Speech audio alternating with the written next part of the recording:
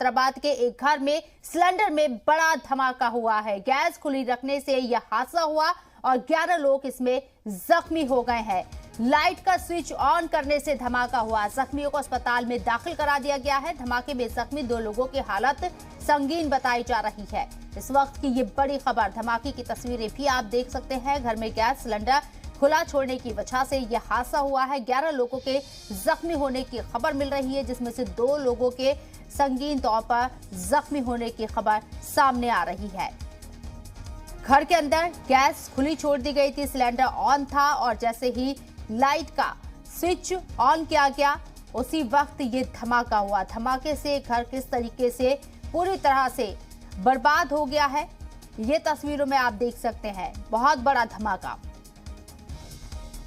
छत में दरारें तक आ गई है, इतना शदीद धमाका हुआ।